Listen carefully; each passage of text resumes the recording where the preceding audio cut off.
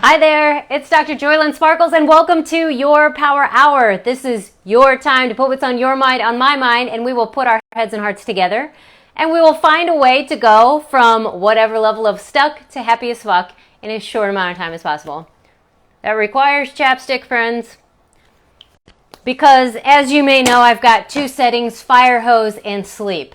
I did discover a third one, I forgot what it was, and it's not important for right now. So let's dig in. We're talking about the game of life and how to play it. And that's actually the title of one of my favorite works, The Game of Life and How to Play It, by Florence Scovel Shinn, who is a Christian metaphysician from back in the day, 50s, 60s, I don't know, really. But her book was recommended to me from a friend who said, "You're stuck in a rut." And at first I resisted, but so glad that I listened anyway, bought the book, and now I'm reading it for the 6th time. Because if it works, keep working it. It has really changed the way that I look at myself and life and how much integrity there is with your word. Because our word is what creates. And so it'll really take you, and the way that she says it and the confidence which she delivers it, it's just inspiring. So I highly recommend that book. It is life-changing and it's short. You can also, I think I got it on Amazon and it came with 4 other, it was like a complete set, but they're all kind of short and they're all written in short stories or short segments. So anyway, highly recommend The Game of Life and How to Play It. Because it's part of what she is saying is what is missing from a lot of the current conventional spiritual development work. And also because so much of what I have learned about life is from sports and games and learning how to play them and learning about myself in the learning how to play them. So we're bringing it all together here, friends, because that's what relationship coaching is really all about, okay? That's how I started, and I can relate anything. So digging in. And I'm going to start from anywhere, because that is also another truth. You can begin anywhere. But one of the tenets of the Happiness Clinic, my personal coaching, is slow down to speed up.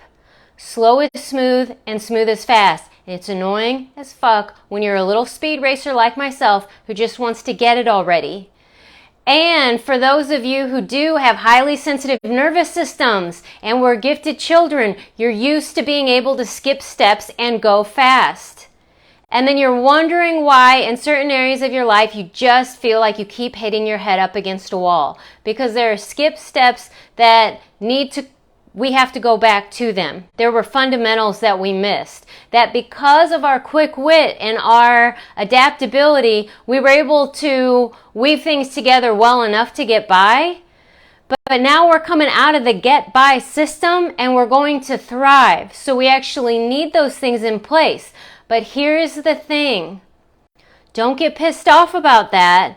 Don't resist it, because you can trust your intelligence and your quick wit and your phenomenal mind to where you're going to get it.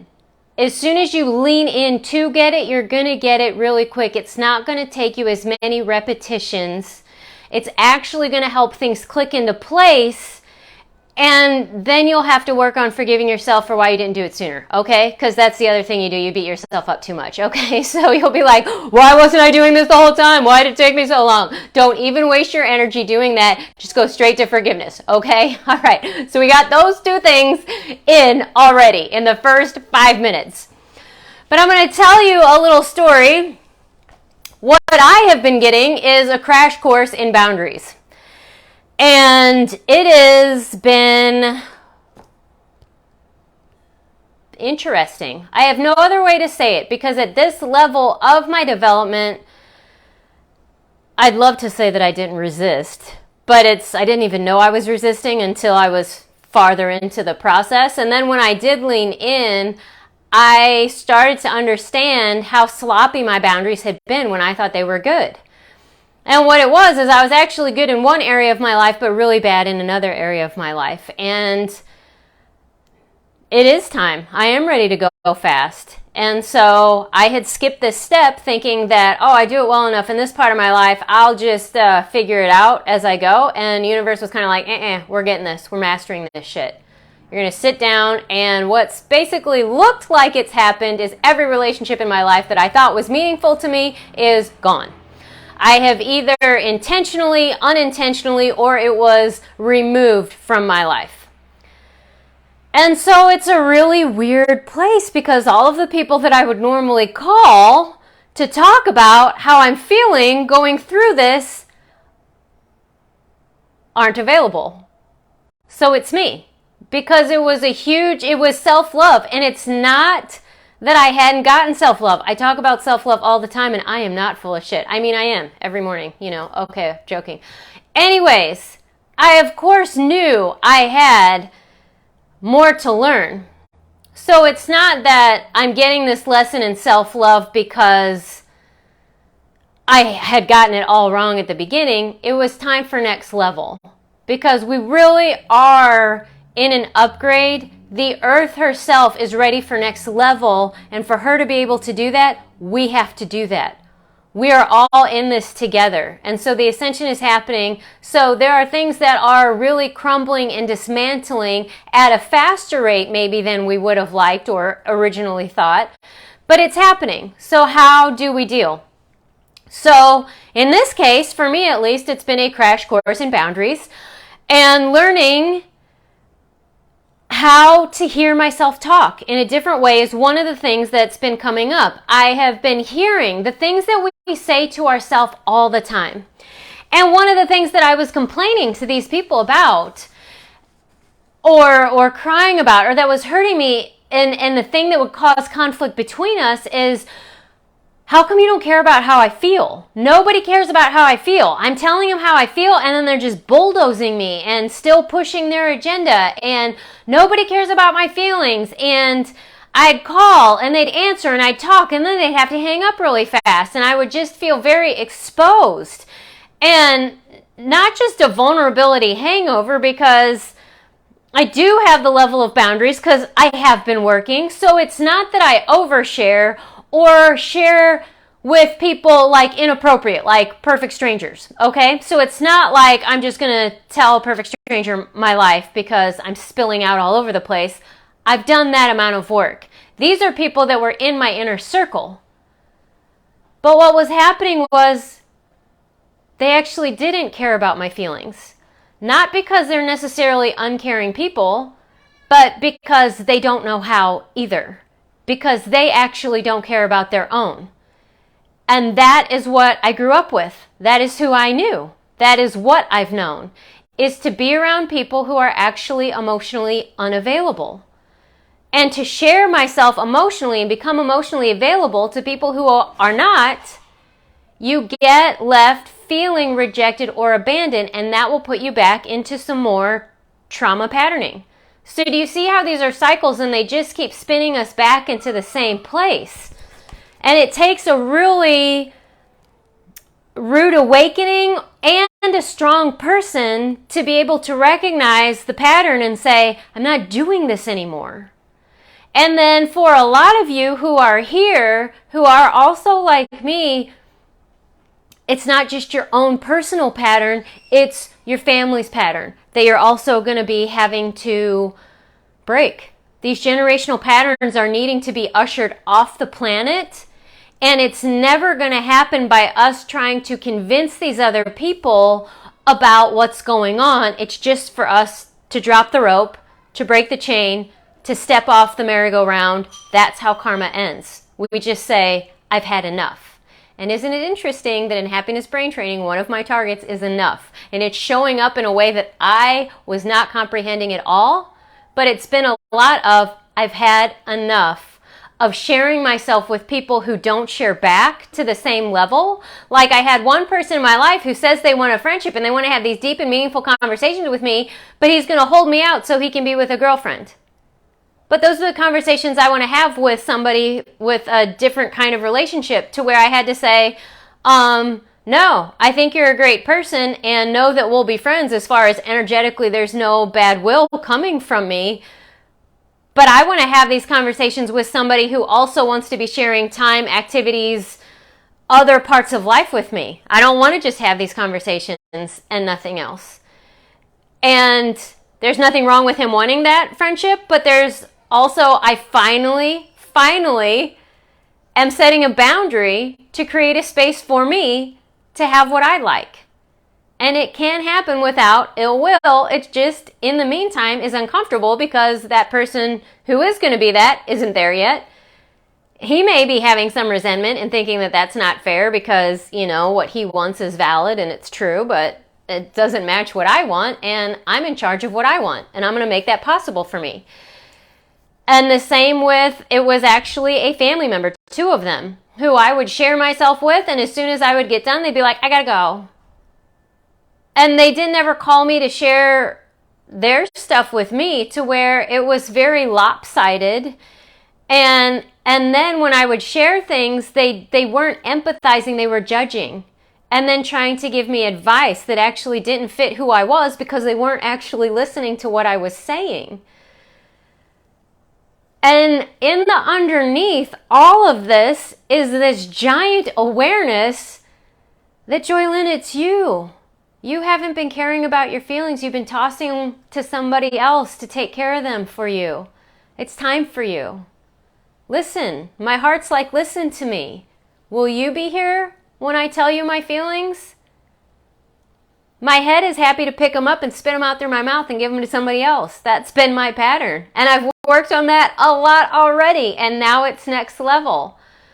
To where I have in my room what I call a feelings chair. It is a beautiful jade turquoise velvety chair that when I really am just like, I don't know what the heck, like I want to eat but I know I'm not hungry, I feel like I should work out but I don't want to, or I want to go for a run even though I just worked out, or something like that, to where it's like there's clear confusion. It's like, sit your butt on the chair. There's some feeling here. Because what I have, and what a lot of you may also have, is if your trauma came really early in life to where there's no words for it, you have a lot of experience that you don't know how to process and put into words. And if you have a high intellect after that, you can and will put words on it, but then you will keep it out of your body and just keep putting everything up to your head so it comes out of your mouth. Everything up to your head so it comes out of your mouth, and not actually feeling it. Our intellect will override our intelligence. And if we don't slow down to speed up and keep living our life that way, we're going to have to keep cleaning up the same messes. So I have spent a lot of time in the feelings chair of just, can I feel my feet? What is the rate of my breath? Does what I'm feeling have a name? It doesn't always. And I know there's a lot of Name It to Tame It that does a whole great body of work, but sometimes it's just sensations that I just don't really like, or they feel a little bit weird. And so much of my nervous system is changing because of the healing work. Sometimes it's integration discomfort. And if I interpret it as something wrong and try to fix it, I might actually get my own way and slow it down.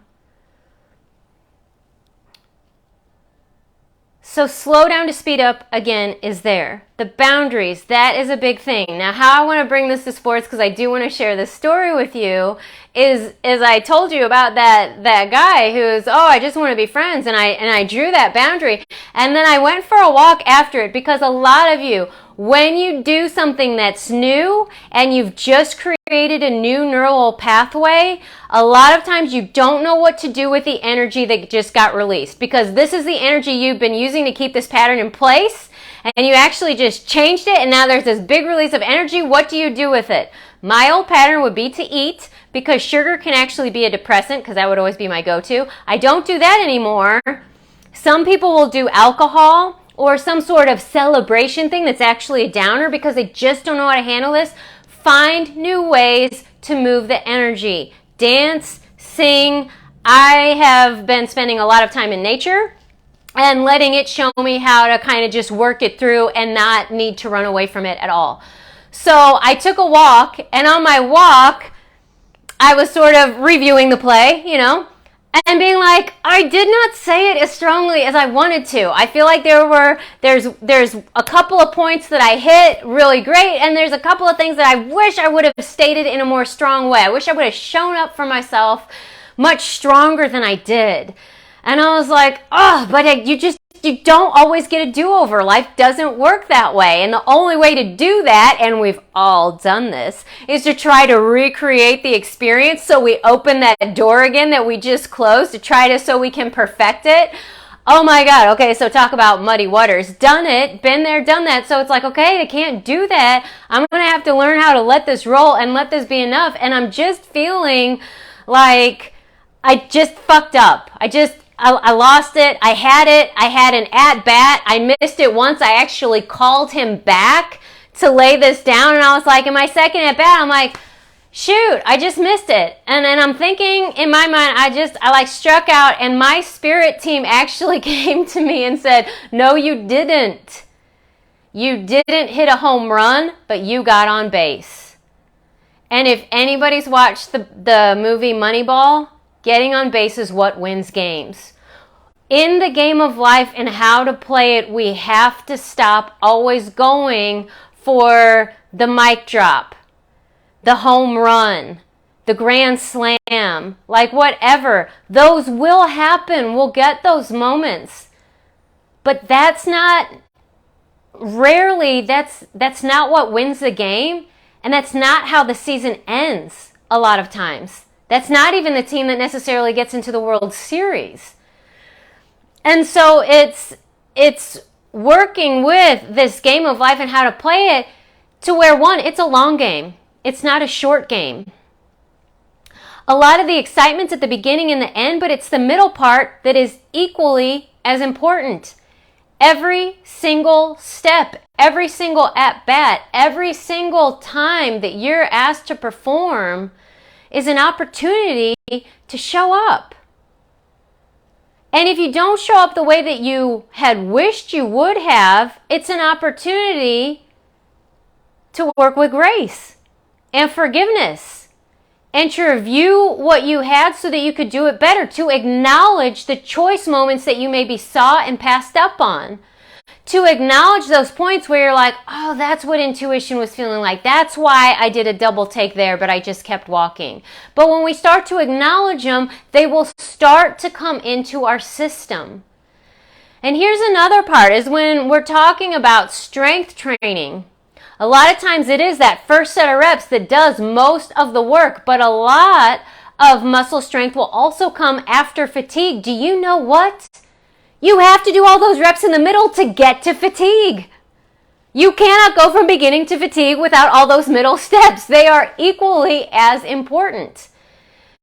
And if you bomb it, if you blow the game, it wasn't all on that one play. I remember it's an open gym, so there's nothing writing on it, but I blew a play and it was the last game of the night, and I was just so frustrated with myself. But it wasn't the only play of the game that put us in that position. And so to have a greater perspective that in the game of life and how to play it, it is a game. It is a game. And the only reason I was even thinking of this power hour and how I'm going to deliver it, I'm like, okay, if we also look at it, there is no athlete in history that has done 100% ever. And they keep stupid random sports stats, okay, that they throw up in the middle of a game, and at timeout, this is the fourth quarter, and this is the first fourth quarter since 1958 since they've had this, and it's like, how do you even have this? So let me tell you, if there was ever somebody that made every single shot and did everything 100%, we would know about it. It's not happened. But then it made me think, like the ascended masters, like Jesus and Buddha, like if they came and played basketball, would they make all of their shots, and would that game even be interesting? It would just go on for infinity. And I was like, oh my God, That is the game that's going on in heaven. They do all make them. They are happy about everyone. And it does go on for infinity because that's what the other side of this veil is. Infinite. But for the game to have any meaning, purpose, or developmental properties at all, there has to be rules that which one, they're arbitrary-ish, and they're agreed to, and one of them is, okay, like if Jesus and Buddha are going to play basketball, like, okay, but you can't remember that you're infinite and you're going to make all the shots. You can't remember that you win no matter what. That's what we agreed to here. We said, okay, I'll forget that I'm infinite. Okay, I'll forget that the ending, I already know how it ends. Oh, I'll forget that I come out a winner. Okay. All right, this sounds like a fun game, right until we're in it. Oh, birth, hi. This sucks. And what are we doing now with our spiritual development and our slowing down to speed up and playing our game of life is remembering who we are. And here's the thing that's in that I have gotten through the game of life and how to play it, the book, the work by Florence Scovel Shinn. We do know how it ends. We win. We win so we can stop worrying so much and we can actually play. And what happens when we play? More dopamine flows in here. And guess what? We get more creativity. We move out of beta brainwaves into alpha brainwaves and more creative solutions come up so that things start happening faster. See, if we slow down for a second, relaxed, we get to speed up then. You see how this is? It's all a game and we're just learning how to play it. Just a lot of us had really bad models, bad or no coaches, and so we've been doing the best we could with the tools that we had and the knowledge and understanding that we had, and now we can do better because we're finding books, resources, coaches that actually have done this shit, so I know what I'm talking about, who can share, oh yeah, this is what it's going to feel like. This is what you can look like to know how to do better. I'll tell you another sport, surfing. When I say I go surfing, it's a joke, okay? I get on a surfboard and go into the ocean and get tossed around by waves because I don't really know what I'm doing. And now, this last time I went surfing, I did not really have fun. I was happy for myself and that I always feel like a badass when I get over the intimidation of going there by myself and not knowing really who's going to be there or what. You know, you can guess at the conditions based on apps that are available, but you know, never know. And it was amazing. It was high tide. So to see that is a thing of beauty and glory, but it's a bit intimidating. But I did all that and then I was like, I'm not having fun because I'm not good, but I don't even know what to do to get better. And that's what was so frustrating to where, guess what, guys? I just got me a coach and I'm getting lessons starting on Friday because I do want to get better and I want to go fast and I want to be having more fun doing it. So I get somebody who knows how to do this who can say, here's where you need to work. Now that does not mean that from this next lesson, I'm going to be a pro. It means I'm going to have way more guidance about what to do to get better, so I'm going to get better. And then I'm also going to be able to remove some of this judgment of feeling like I suck to knowing that I don't actually suck, I just don't know what I'm doing. Those are two totally different things. To where if you feel like I suck at life, I'm failing at life. I've heard so many people be like, I'm bad at relationships. I feel like a failure. And one of the business coach that I hated, I didn't hate, but I thought I progressed the least. I paid money and it was a bad relationship, bad match, didn't help my business. But the one thing that stuck with me, and I was like, well, I guess I was worth a few $1,000s, which she's like, feeling like a failure is not a good gauge of success. Feelings aren't facts, and I say it all the time, but I was taking feeling like a failure as I was failing, and that's not true. It's usually just not knowing what the fuck you're doing and not knowing what to do to get better. That's why coaches exist. Because this is your game of life and you're playing it. So if you can get somebody on the sidelines who's been to that stage in the game, it is really helpful. So that you don't just go into your head. So that you might have somebody holding you by the jersey and saying you're going to slow down to speed up. Or to say, hey, you need a couple more of these reps. You haven't quite gotten this. You got a bad habit. Now we got to retrain you out of that bad habit so that you can do it, and you'll know this from basketball for sure. It's easy to have really bad shooting form, okay? And you can go for a long time without that being corrected. But if you watch the sports movies, you will see that these people who are so good and then they go to the next level, like they're getting ready for an NBA, like it's like they're starting over and then they got to do a montage. So they go from beginner to a pro, they need a montage because even at that level, they've got a lot of work. So you're not as far behind as you're thinking in this game of life. But there are ways to progress faster, easier when you have somebody working with you, when you have someone to go to ask. And you don't ever have to worry. I think there's a lot of people who have some of this worry about, then I won't be doing it on my own. You're the only one that can do this. Because just like I said, all those reps in between matter, you matter. And though I might be special, and I know that I'm special because I came to bring this kind of message about how to speed up, how to slow down to speed up, how to not waste your time, how to spiritually develop and love yourself in a different way. But whatever you came to bring, we also need. We don't need another one of me. I got that covered. And I'm developing into a greater and greater me to where I'm going to blow my own mind and everyone else's as I progress. Now, that doesn't mean what I'm offering today is crap. It's just in 4 years from now, I'm actually going to look back and be like, holy cow, that was amazing. I was saying that then. I could revisit and use that again. I can repurpose it. I can, and even add on to it because now it's out there. Now I can add to it. That doesn't mean it was bad. It just meant that now that I got that and I put it out there, now I can add to it. You can do the same with whatever it is that you came to bring.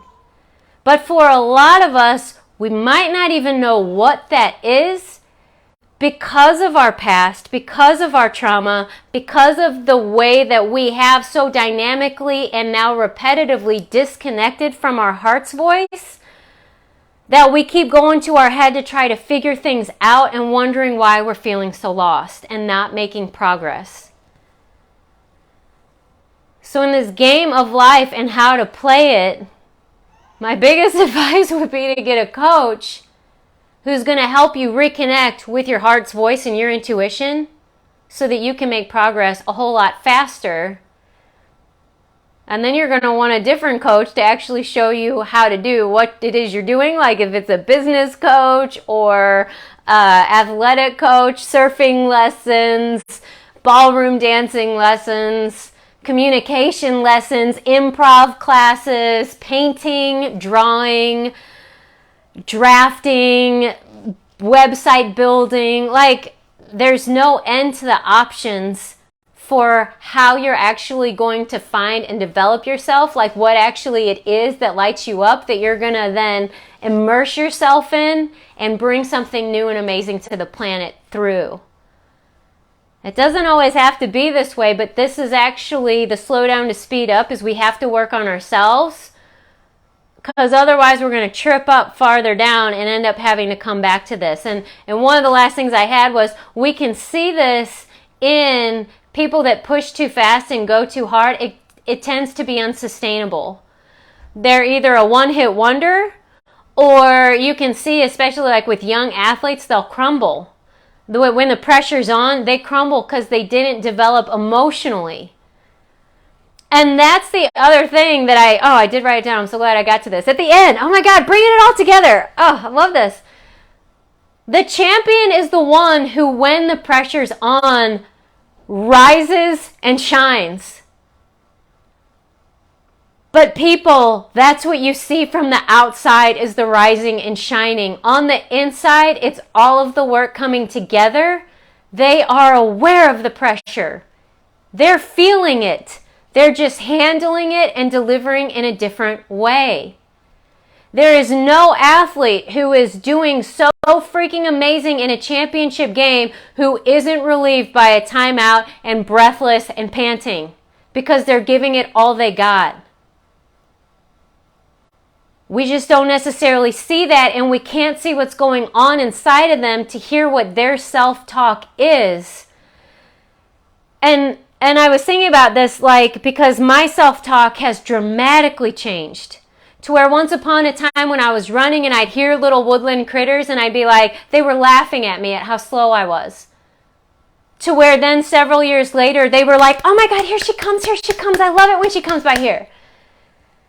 And seeing how when I missed this boundary and I see how I could have done it better, where before I've probably been like, I should write it down, I should have written it down before and beat myself up about how I should have done it, and then maybe I'll call and correct it and add to it because that's always better, right? I tend to fuck with things to make them better and tend making a bigger mess. And I finally learned this to where I'm like, I'm just going to have to let it be enough. And then I said, let it be enough, JOYLYN. And then what you know, my spirit team comes down and says, you didn't hit a home run. See, they're not going to fluff you up. You didn't hit a home run, but you got on base. Let's celebrate that. Let's celebrate that. And so where you might notice your championship ring coming into view is, the holidays are coming up. You see a plate of cookies and you say no. And then you don't eat a cookie to celebrate. Because you just actually followed through from beginning to end.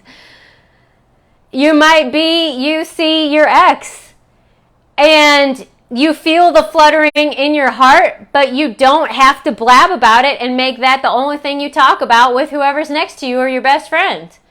You actually manage, or actually you have the experience without putting it in your head and then externalizing it. You actually just are present and receive the experience of your heart beating really fast because your nervous system is reconfiguring, because the person that used to be your go-to, I'm going to talk to them, kiss them, hug them, is not who you're with and not who you're going to talk to. And there's a mixture of feelings in there, and you're letting your nervous system have them all without having to process it.